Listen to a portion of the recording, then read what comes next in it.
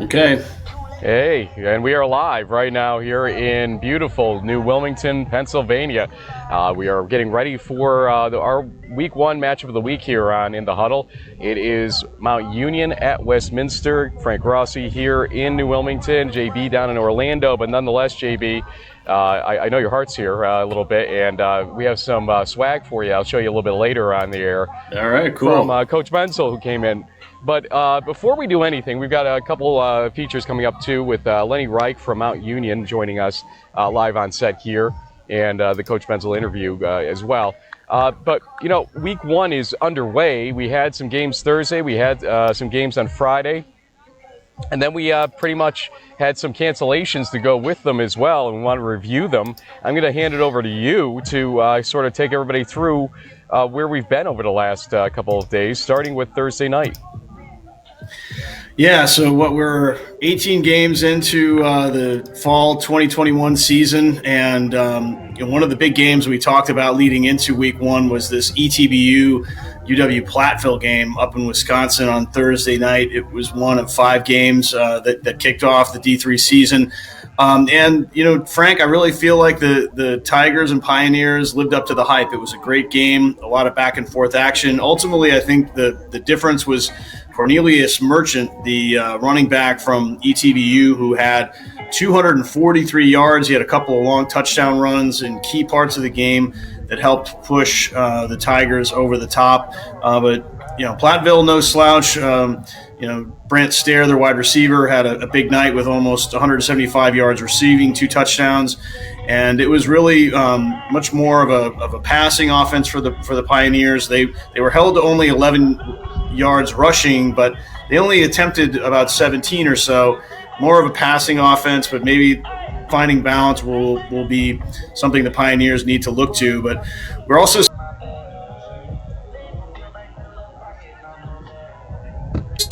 first win in almost 3 years, basically 2.5 years.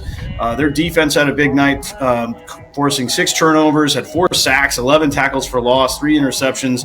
They were led by defensive lineman Jack Blaisdell, who had 8 tackles, 2 sacks, and 4 tackles for loss to go with a fumble recovery in the 41-7 win for the Crusaders, who apparently, Frank, are going to be changing their mascot name to something else. Don't know yet. So the Capital Crusaders are going to be named something else. I made the bad joke earlier, with a coach with the last name of Foos, that maybe the Fighters could be a good one.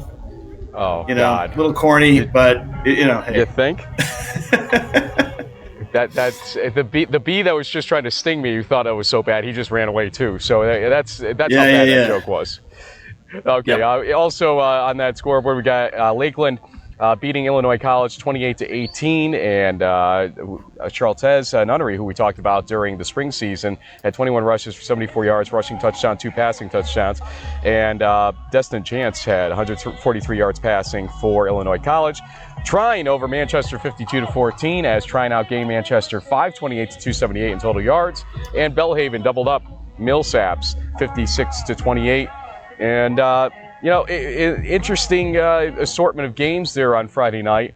Then on Thursday night, on Friday night, he said, we had some great games as well. When I attended, it didn't turn out as close as it suggested in the first half, at least. It was 21-20 at halftime, but Merchant Marine was leading for most of the game, but sometimes threatened by FDU Florham, and it ended up at 49-27 in favor of Merchant Marine Academy. Whitworth, our ranked team that I don't believe D3Football.com had ranked, pulls out a big one against Carnegie Mellon there. Take people through that one a little bit. Yeah, this was really a defensive struggle, Frank. If you look at the overall statistics, not a whole lot of offense. And, for a little while there, Whitworth was getting by on the leg of Nate Rapu, who we named our special teams player of the season in the spring because of his ability to connect on every single field goal and PAT. And they needed every one of his 7 points because it basically came down to a final play with the quarterback Ben Mills looking for a receiver in the end zone. He was picked off by defensive back Jacob Hoggett. Whitworth bullet dodged for the Pirates in their home opener. Great game, though, really back and forth affair. But Whitworth hangs on, and it's a long trip home back for the Tartans. Indeed it is. Well, look, Carnegie Mellon's a good team, and so that should be highlighted as a game against two really good teams. Carnegie Mellon, Case Western Reserve sitting just outside of our top 25, probably into the 30 to 35 range, both of those teams right now. So Whitworth beat a formidable team, I would say. Granted, they were at home. Definitely. And Carnegie Mellon, give them credit for flying out to that part of the country, out in Washington State, to play that game. Your alma mater, Hobart, with 35-0 win. Go ahead. Sorry, I didn't mean to cut you off. That's the first of many errors that I'm sure will pop up in this live broadcast. Yeah, that's not with zero. Zero's wrong. Yes, Alfred did get a field goal at one point. It was, I think, a 7-3 ball game. But yeah, Hobart kind of reminiscent of the 2012 season, sort of the dual threat running back tandem of Tim Denham Jr. and Rayshawn Boswell, each with 2 rushing touchdowns. My guy, Drew Walsh, number 36, as you can see over my shoulder, the first time a number 36 wearing Hobart Statesman has scored a touchdown in probably over 30 years. So I had to give a shout out to Mr. Walsh from Norwich, New York, for that accomplishment. Statesman looked good and will, be another formidable team in the Liberty League race. JB, I'm going to bring in Lenny Wright. Come on in, Lenny. We have no formalities around here, so just got to find your microphone. Hey, Lenny. That's all we got to do. And JB's going to wave to you over here, but we'll get you good and high up here. Hey, bud. And Lenny, we'll say close together. We're both vaccinated, right? Yeah, we're both vaccinated. There we go. Lenny, it's been an interesting ride over the last year and a half for your team. Mount Union has a new head coach. He has 4 games under his belt in the end because of cancellation. But, Jeff Dart was looking to kind of get a national championship type of season together right off the bat. He had to settle for an OAC championship type of situation. What did that spring mean to him, to the school, to the program? Well, I think the spring meant a lot just to be able to get through all the stuff to get through to be able to actually play a game, to get through all the hard work that so many people did on campus to make sure that we could play a game, and working with our local health officials and everything else to play in our conference and all those things. So it was really just an accomplishment to get out there and play. But obviously, like you said, once Mount Union knew they were going to play, they want to go out and play. And once the conference said we're playing for a conference title, it was business. Let's get to business and get those things done.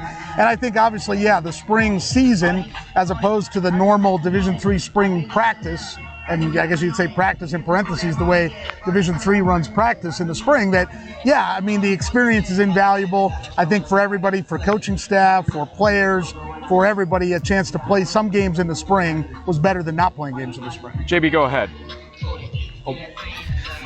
Well, Lenny, one of the questions I think a lot of people had, and we even spoke with some medical professionals in late 2020, early the spring of this year, was how a shortened spring season might affect the health of some of the players. I mean, Mount Union typically is used to going 15 weeks, 15 games rather, 16 weeks total with the bye. And they have an added 4, almost 5 game schedule on top of that. How would you say the kind of the strength and conditioning, the sort of the health science part of your program has handled all this extra work? Well, thanks, JB. Great to hear from you. I would say, we contract with a strength and conditioning company out of Avon, Ohio called T3. They do an excellent job conditioning not just our football players, but all of the athletes from our 24 varsity teams. And I think in football practice just has evolved over the years. A couple years ago, 2-a-days were taken away, and just the way people are involving with things like heads-up tackling and those kind of things. I think there's been an evolution in how coaches coach the game and make sure that they're not putting players in those positions to be the best they can be. And that was really what I think ourselves and a lot of programs did to make that turnaround. I always hesitate to call you the sports information director at Mount Union because it's a much more elaborate title you have. What is it these days? I'm still SID and assistant to the athletic director. Yeah, so. I like that one better. I think that's a much more exciting title right there. VP, he's a VP of everything at Mount Union, Frank, I think. Let's call him VP of everything. I don't know about that. We have a lot of people, so I just happen to be the one that has to come out and tell everybody. But you have a new athletic director as well. We have an interim AD, Mike Parnell. He's here or just got here not too long ago. So he former Mount Union football player, been on our board of trustees, brings years of leadership experience from corporate America, and he's helping us get through that time. Obviously, COVID is not the best time to try and hire, especially what we feel is an important position as athletic director. And so Mike's been able to step in, and it's been good to have somebody with his experience, his loyalty and passion to Mount Union, to have him helping us get through these times. And it's definitely been I think it was probably something he thought he was going to do for a couple months, and then COVID happened, and he's getting ready to start his second year on the job. So, on the screen, people are going to see as JB put together the 3 cancellations we had from this weekend, at least up to this point. And I think you saw the back and forth about that. McMurray Trinity. We also had the Austin game canceled, and the what was the last thing? Scholastica Sewanee, which was kind of a controversial one with kind of the timing and where everybody was at the time. Is this going to be a norm, do you think, from your experience and from what you're seeing? Obviously, none of us have true experience for this, but just from what you're seeing as to what the protocols and the guidelines are, is this going to become the norm where we cover cancellations every week as much as we did in the spring? Man, I hope not. I hope not. I think, last year, with only a couple exceptions in the OAC, we got through pretty much a lot of our games, and we're going to try and do that again. And I don't know if people can predict what's going to happen 2 weeks from now, let alone 2 months from now or whatever else. So we're going to follow the guidance, and we have a great relationship with our city health department. We're going to try and do those things and get us through where we can keep playing football and keep playing all of our sports as much as we can. JB? Well, Lenny, we know that we picked this game because it's the biggest game as far as the the number one preseason ranked team, Mount Union, going up against a Westminster team that's either ranked as high as 12. Yeah, exactly. Our number one, that's the one that counts. And we had Westminster in, I think, our top 12. But there's another game that's pretty big between the OAC and the PAC today, between Washington and Jefferson and John Carroll. Now, I know that Coach Karras was at the scrimmage that you guys had a few weeks ago with the presidents. Anything that you may have gleaned from that, if you were in attendance, I don't know if you were or not, but how did the presidents look? Is there a chance that they're going to beat JCU today? Give us a prediction. Well, I'm not very good at the prediction business, but every team that's playing right now, everybody brings back a plethora of experience. Obviously, W&J and John Carroll are both extremely well coached. And so I would think that's going to be a great game, and that's going to tell us a lot about both those teams and their seasons coming forward. It's really an important game, I think, for both those programs, just like this game is here, an important game for both these programs. So I'm just glad that 2 teams from the President's Athletic Conference wanted to play 2 teams from the OAC. I was telling Frank earlier, we set up this game with Westminster 5 years ago, and it was great that they wanted to put the game on the schedule, and I hope more teams feel that way. And, it's great for us to not have to trek across the country and play a game, and we're going to have a great crowd today. And so all in all, I think it's great for both conferences. I agree. And since we know Lenny kind of going back several years, I can remember, email, text conversations from 10-something years ago where Lenny's like, do you think this school in the Northeast would play us? We've tried to reach out to them, but they're not returning our calls. And I know it's tough for Mount Union to get a yes when it comes to scheduling out a conference game. So you have to give a lot of credit to Westminster for stepping up to the challenge. I think it's great for D3 football. Yeah, Jim Daffler, the retired athletic director, Matt Stinson, their vice president for advancement, and actually President Richardson who's come over to Mount Union to tour our facilities and tour around campus. They really have something going here today. I don't know what time Frank got here, but I know when I got here, there's a ton of activity on campus. There's a brand new science building just to the left of us, brand new baseball field, brand new softball field. They have really kudos to the folks at Westminster to have this, and then to have this game kind of culminate all of this stuff that they've done. I think they deserve a lot of credit. Lenny, I'm going to show a screen here. Your history took you through Capital back when, I believe. And Defiance. And so seeing Capital break an over 1,000-day losing streak on Thursday night had to feel pretty good. Well, we didn't have any 1,000-game losing streaks when I was there, thank God. But 1,000 days without a win when I was there.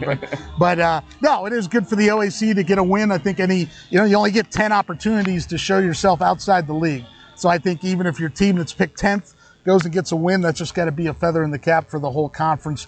Credit to Brian Foose. I can't imagine, taking over as a brand new coach that had never been at the school before and coming in and trying to start a program and get things rolling. And obviously Defiance had some adversity that they've had to deal with the last couple of weeks. And so it's going to be one of those things. That's actually next year you can come to Mount Union and it'll be Defiance at Mount Union to open the season next year. I would just have to drive another, 15 minutes, hour just or so? Just another about an hour farther west and you'll be at our place. I could stay at Canton like I did last time. There you go. Almost literally a straight line. Speaking of Canton, Stag Bowl this year. Is there something going on in Canton? I haven't heard. I think you're hosting it technically, yes. No, that's the OAC. It's the OAC? Well, close enough. But not us. If Mount Union were lucky enough to get there, I got to think the crowd's going to be out of sight. Well, if me walking through the grocery store or anything else is any indication, yeah, I would think that there's a lot of people that have circled that date for a long time, and obviously we got a long way to go before something like that would happen. And yeah, it would be great for obviously a lot of folks if it happened that way. It's going to be great regardless. If people haven't seen the stadium, haven't seen all the work that's gone on at the Hall of Fame, I mean, they put on a great show, and it's going to be a great show regardless of which team. Two teams are fortunate enough to get there. Which aisle are those conversations most likely to happen? Yeah, there you go. Geez. Lenny, we're going to go to our Coach Benzel interview, which we did before the show. We want to thank you. Good luck to everybody at Mount Union this season, including today. Thanks. And we'll see you down the road, most likely, if I had to guess. Well, thanks, JB. Good hearing from you. Good you too, Lenny. Good luck today. Here we go with Coach Benzel. Coach, thanks for having me first off. And how's it feel to be back to action, a few months later now? It feels great. It's opening weekend of college football. We got you here. We got a great crowd. We got the number 1, number 2 team in the country, however you want to rank them. I don't know where else you'd want to be except in New Willie, PA. New Willie, PA, some people call it Sleepy Town. I would call it a different town. I did see the horse and carriage as I came in. Luckily, they were going the other way, so I got here on time. But this is a great atmosphere. Why did you want to coach here? That's a great question. I had a really good friend I coached with at Robert Morris, Matt Raich, who was an All-American here. And growing up as a kid, there was a local station called KBL that broadcast a lot of Westminster's games. At that time, Westminster was an NAIA power who had won 6 national championships. And so for me, going down from a 1AA to Division III, it was really about a fit. And it was about where did I feel comfortable growing up in the Pittsburgh area. I knew Westminster, I knew the alumni base, and there was a commitment to try to get our program back to national prominence. And 8 years later, I think we're doing a pretty good job of getting closer. At least slightly. We'll give you that much after the spring of the championship. What does that spring mean in the end? Because some teams we saw last night bounce back really well without a spring. Some kind of flopped after a spring. What do you think for your team that spring meant? At the time, I think it was really a reward for all the hard work that we had put in leading up to that. We had been close, Frank. I mean, we were knocking on the door year after year, one game away from representing this conference in the playoffs, and it didn't happen. Obviously, in the spring, things came together. We were really well prepared. But how does that transcend today? Frank, I don't know. Our camp was a little up and down. We've had some guys, unfortunately, through the injuries that aren't available for today. But that's football. Are we fresh? Are we focused? I believe so. But until you get out there and play, it's hard to gauge what that meant to us as far as But until you get out there and play, it's hard to gauge what that meant to us as far as right now. Well, let's look at leadership. Cole Konechka, is he okay? Cole's good. And Ian Barr on the other side of the ball? He's good. You have 2 big leaders there. I know they are not the only leaders, but kind of give me, in your own words, beyond what we've talked about in the spring, what they really mean to this program on each side of the ball. Well, Cole for us is somebody that is like his name. He is a cool guy. He's just really even-keeled. And to be honest with you, in today's environment, it's refreshing to get a guy that's maybe a little understated versus over the top. Our players respond to that. He's sort of a calming influence. We always feel like we got a chance when he's in the game. He's stuck with us. He played this very same Mount Union team in JV here 4 years ago. How ironic was that? Yeah, really. And did really, really well. On the other side, as we've talked about with Ian's just like I said, he's our heartbeat. I know it's something I've said a lot, but he really is. He has a matter-of-fact approach to how he goes about his business. His game speed and his practice speed, there is no difference. Sometimes I actually have to kind of pull him back because I feel like, he's putting himself in harm's way at his size, but that's just how he is. He's just he's a terror out there. A med school guy should know better, though. I mean, come on. Right? Absolutely. Some people would compare you more like Heidelberg than Mount Union, and Heidelberg kind of had their doors blown off by Mount Union in the OAC championship game. Did you watch the film of that game at all to kind of see what not to do or things to avoid in terms of making sure this game stays close for halftime and everything else? Yeah, we've taken a long look at it. It's been going back and forth. Due to some injuries, we've had to change a little bit of our offensive dynamic. Typically, we're going to be a spread group and play a lot of 4 wide. That's unfortunately our top 2 receivers are going to be out for today's ball game. And so we had to take a hard look at how do you want to approach a Mount Union. Can you outshoot them? Probably not. No. And I don't think anybody that's kind of gone up against this purple group can say that that's been an effective way. The film that stood out to us was Marietta and what Coach Waddle did over there with his group. They slowed that thing down. Yeah. They were able to keep that close. And that's really, honestly, Frank, that's a measuring stick for us. Where are we versus the best in the country, and what do we have to do to get better? Depending on who you're listening to, but we know they're a powerhouse nonetheless. Let's say if you won this game, what would it mean to this program and to the school?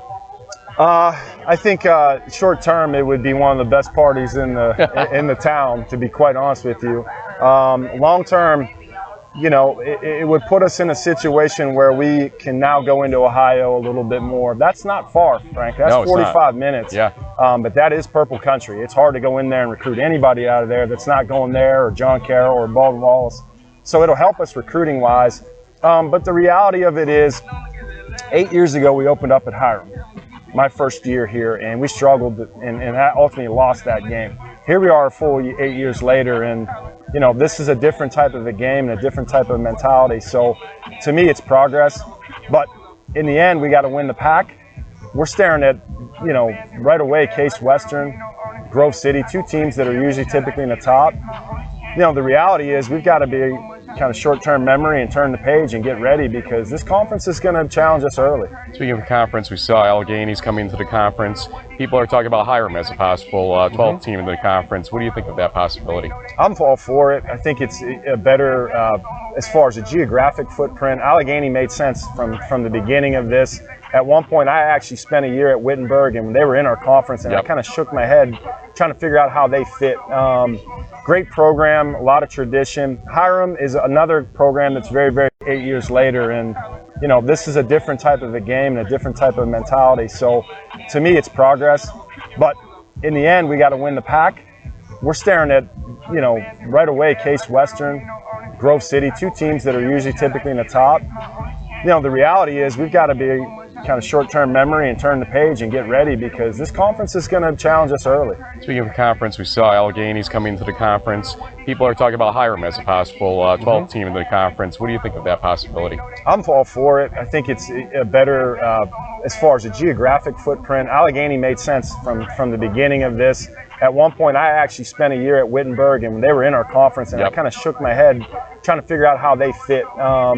Great program, a lot of tradition. Hiram is another program that's very, very close. Again, could give us the ability to recruit more into the Ohio area.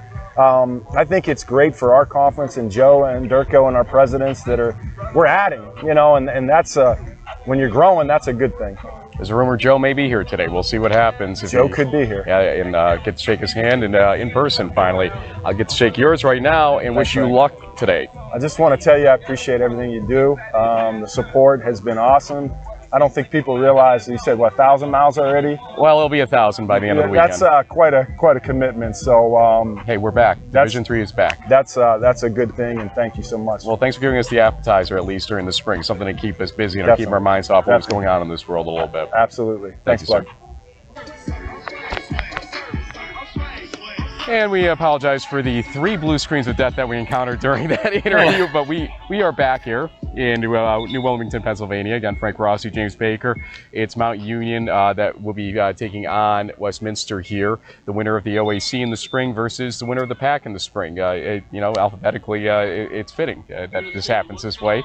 OAC, PAC. So is that all I got? No, we got more than just that. We're going to preview some games here that are going to be played today that have not been played yet. You saw the scores of games from Thursday and Friday night and some of the cancellations, but we have not shown this slide, which I will let JB take you through. Yeah, well, if you watch some of our regional previews, you know that in Region 1, Springfield versus Western New England is a big game. It's a sort of a trophy game in and of its own. There's a saw at stake, kind of like Millsaps Belhaven, where they played for a sword. Well, there's the pinch and saw that's up for grabs for these crosstown rivals, and we also have some interesting kind of Battle of Maryland between Johns Hopkins and Stevenson. Weird to think of MAC and CC teams from the Centennial Conference as playing in Region 1, but here we are. The Centennial now Region 2, no longer in the South, but hey, so we have 2 teams from Maryland playing in the New England region, so go figure. And then over in the Boston area, St. Lawrence is taking on Endicott. Our friend Matt Noonan is at that game, and I think he's been tweeting some highlights, kind of like our friend Frank did last night for Merchant Marine FDU Forum. So Matt learning from the old guard here, it seems, Frank. Anyways, we jump into Region 2. Montclair State is going to be playing RPI at 2 o'clock. Most of the Region 2 games are kind of more on the late side, I'd say, with Wider and Rowan, a long-time rivalry between this Pennsylvania and New Jersey school is right over the border. Case Western is playing at Rochester at 7 p.m. And I know, Frank, after this game, you'll be heading up to the Buffalo area to see Buff State host St. John Fisher, who have a lot of kind of early preseason kind of murmurs around that they might be something to deal with in the Empire 8. Otherwise, in Region 3, another great night game tonight. Our number 23 Hanover is going to Kentucky to take on Center. Should be a fantastic, kind of prime time, not quite nightcap, but a great game between 2 teams with very potent offenses.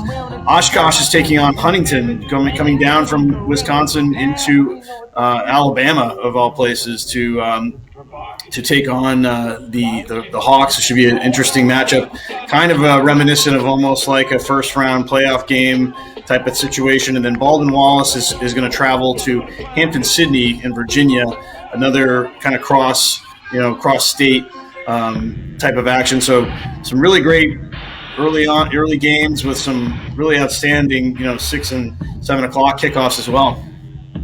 I'm going to take folks back through real quick on Region 4. You pointed out the W&J versus John Carroll game. That's going to be egg on our face or not, possibly, because of how we have John Carroll not ranked in our top 25 preseason. Wabash versus Rose-Hulman can be very compelling because Rose-Hulman's had some interesting ups and downs over the last few years before COVID. Cortland at Wittenberg, that is a nice travel game out of region for Cortland, and we'll see how they fare there. Franklin at Illinois Wesleyan, 2 teams that can put up some points, and we'll see if they test the lights on those scoreboards. Our friend Jim Catanzaro, now the AD and coach at Lake Forest, versus Wisconsin Lutheran at 7 p.m. Monmouth at Wartburg, another compelling matchup, teams that can score at 8 o'clock. And then Region 6, Aurora versus St. John's, another marquee game of this early season. Yep. I believe this afternoon, that is. Carthage at UW Whitewater. Good on Carthage to go play that team. Obviously, that is a reach game for them. And Redlands versus George Fox at 10 p.m. rounds out our entire schedule nationally. JB, we do come with gifts, or at least I come bearing gifts from Coach Benzel. More shirts, huh? You. All right. This is the Westminster. There is a hood connected to this. I should show it from that view, but a little bit of a hoodie T-shirt for you. I will make sure we ship that in the next shipment. Appreciate that. And yes, thank you. Apparently, they had a little bit of a Game of Thrones thing going on around here. So we've got the Westminster as the wind blows here. Let me the Titan in the front with the sword. Yeah. Yeah, there you go. And then on the back, obviously, because you're the king of the South, I'm going to be the king of the North right there. So yeah, exactly. That's great. Very fitting. Thanks to Coach Benzel for that. He comes across as a daunting guy, and he really is a nice guy. So he's another one of those coaches that you talk to and they're like, oh God, this is going to be that intimidating experience. And he is as warm as anybody out there, ultimately. And I think that's kind of the whole atmosphere here at Westminster. This is my first visit to New Wilmington or the general area. I've driven through or just above the area on I-80 before to get to Mount Union. So I kind of knew what to expect in terms of kind of a sleepy type of atmosphere around it. But it's just a very nice, quaint area. The horse and buggy thing is true, as it is Amish country around here. And it's very respectful. I really did appreciate that as I spent some time here last night. I did do the entire drive last night from FDU Florham. I had the energy to do it, and I got to this point, drove by the school, and I said, okay, where's the nearest hotel from here? And thanks to our friends at the Red Roof Inn in Hermitage that I stayed at for having a room still at 3:30, 4 o'clock in the morning. So we're running on low sleep. We've got some octane in us. We're going to be going to, as you said, Buff State, St. John Fisher for, won't get there right for kickoff. I warn everybody right now. It's going to take a little bit of time to get up there, and I got to eat something at some point. So we'll see how that goes. But it'll be fun. It'll be a great experience. We'll have more interviews. We have interviews from last night to package up for tomorrow. We'll put together kind of just an interview-centric type of show for tomorrow. With that game, the winners of this game, and the Buff State St. John Fisher winners as well. So we'll have a lot of interviews coming at you. Then we'll have our normal highlights show, probably either Monday or Tuesday of this week, once I kind of get my legs back, and we've got Labor Day weekend here and everything. So everybody have a great Labor Day, but enjoy some D3 football first. We're going here until 12:45. I haven't even looked at the clock lately. We have another 9 or so minutes, JB. I got something for you. I got you something for you, Frank. So if we went back to the slide of these canceled games, I know that there was some fans of the SAA that were a little bit upset by those, because mostly the Trinity and Hendrix and ultimately the University of South Sewanee are the teams that were canceled on. And so, there are some fans in the SAA kind of wondering, well, what does that really mean for them? I think in the big picture, Frank, although it's disappointing to lose an opportunity to play, and in particular, for instance, like with Hendrix and Austin College, the rumor has it, can't be substantiated, is that some of these Austin College players may or may not have allegedly attended a party that they probably shouldn't have. And then, of course, there was a positive test after that, which led to the cancellation.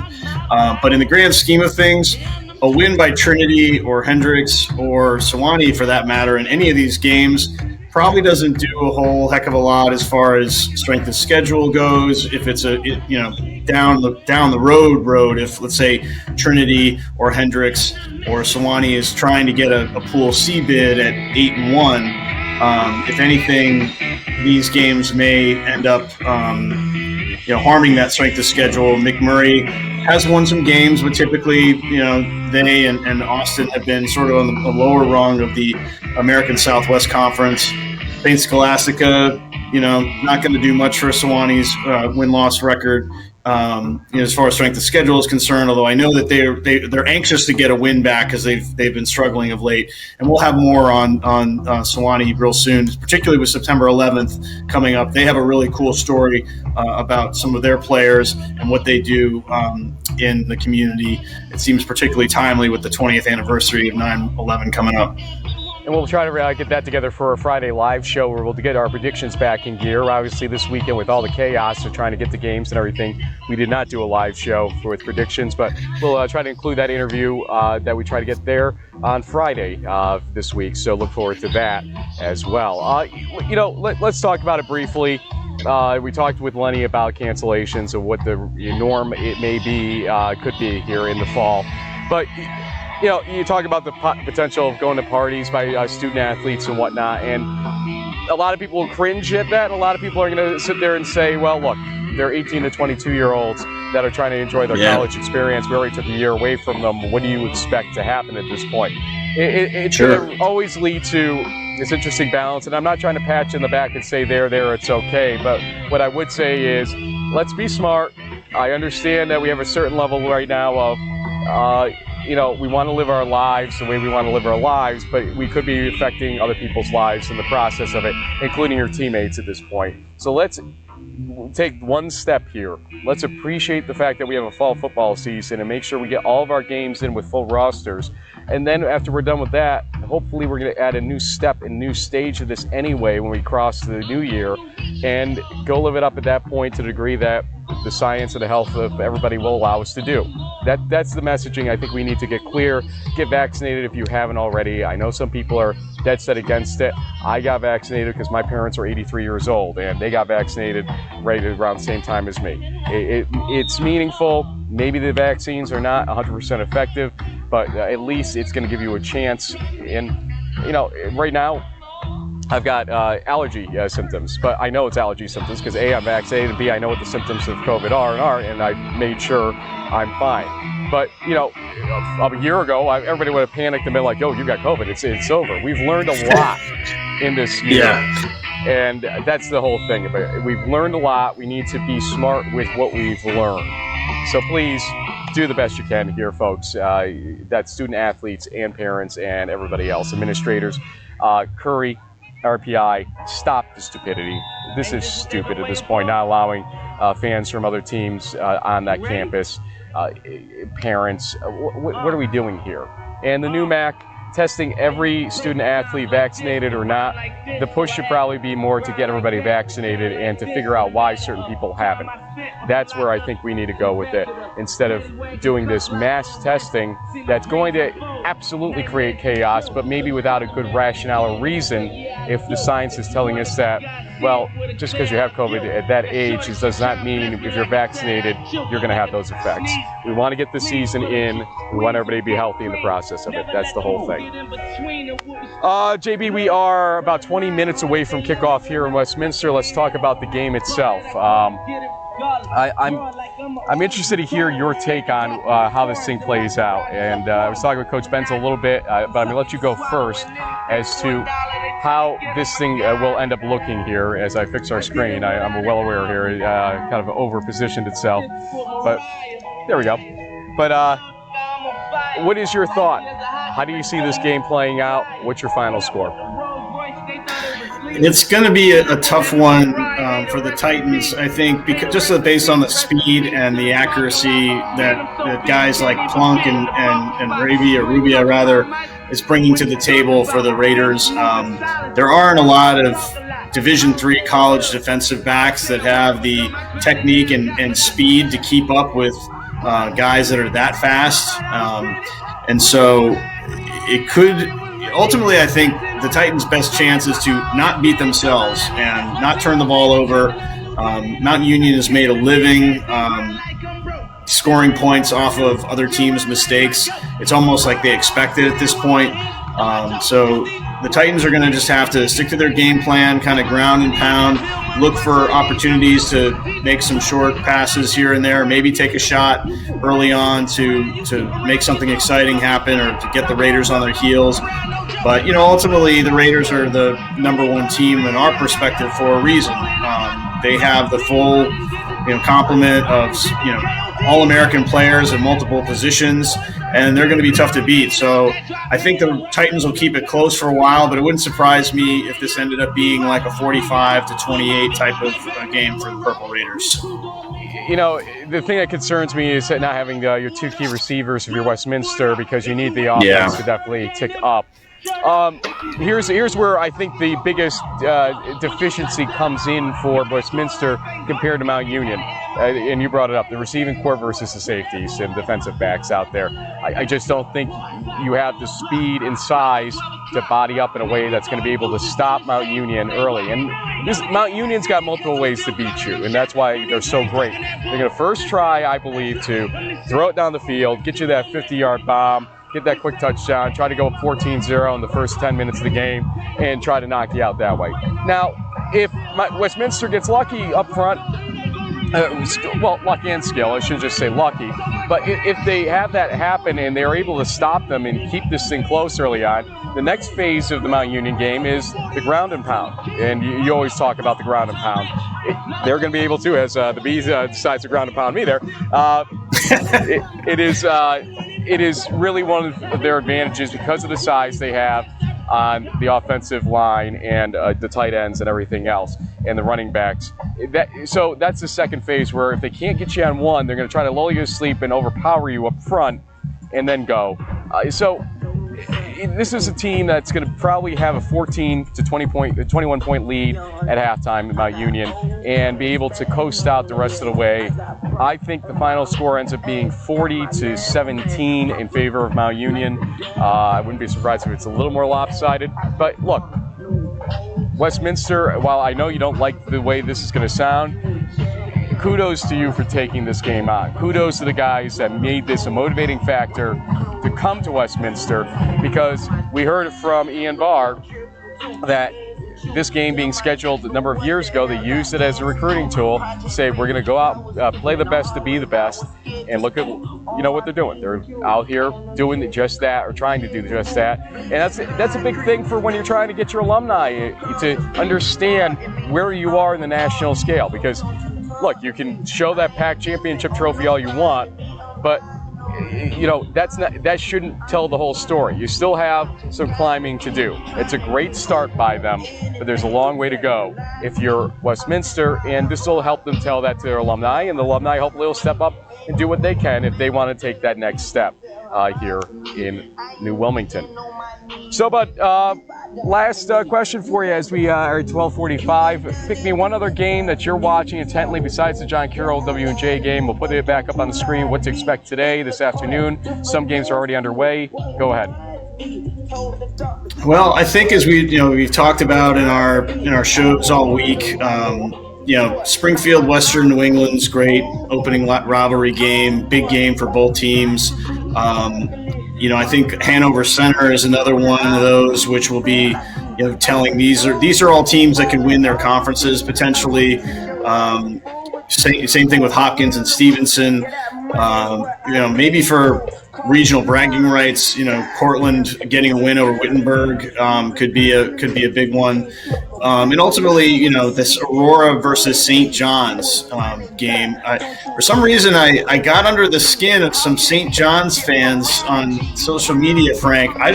I was just trying to make sort of a lighthearted joke, like, wow, so they went from Jackson Erdman, who was a Penn State transfer, to a new quarterback who comes in from Colorado State, and they all were like, why are you putting this kid down? I'm like, no, I'm not saying it's an issue that happened. The issue is that the MIAC, who kicked out St. Thomas, is now got to deal with this Division I caliber quarterback for the Johnnies, who will probably help get them to the playoffs. Yeah, the reason you kicked out St. Thomas, MIAC, was the accessibility and winning that St. Thomas did. So if you've got a team or a school like St. John's able to do effectively the same thing now, what are you going to do? Kick them out too? And remember, St. John's voted to keep St. Thomas in when the MIAC had their vote. So, there may be some people a little, to put it bluntly, butthurt in this day and age that they made that vote. And you know what? Kudos to St. John's. No kudos to the MIAC as a whole for what they did to Glenn Caruso and his team. We've got some marching band coming in here. You can probably hear behind me. You may see it on the track literally behind me in a second here coming through. JB, don't quit your day job. Yep. Again, though, we will have our interview show from post-game interviews tomorrow. We'll get that packaged up tomorrow night, most likely, so you can watch it on Labor Day. And then most likely our highlight show on Tuesday from games across the land. I am so not going to be able to say diddly squat right now, which is probably what... I guess the only thing we can say, Frank, is, you see these little, Twitter handles at the bottom of the screen here.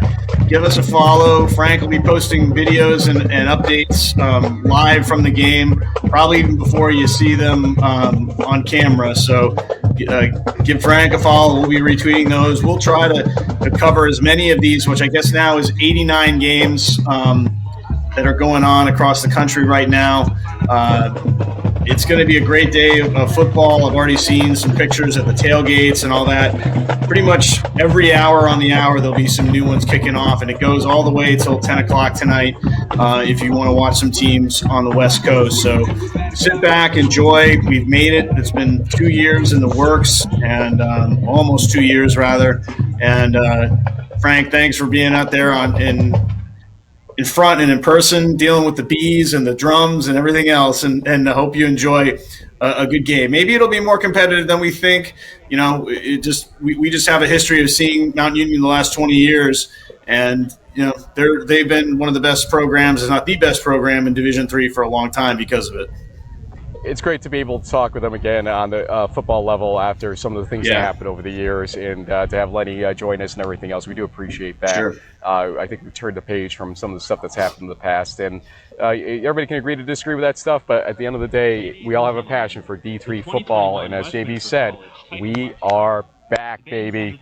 We already had games on Thursday and Friday. We got plenty more to go. I will see you up in Buffalo State as well. And if we end up with an upset here, we will come back here live, but look at Twitter for updates throughout the game this afternoon.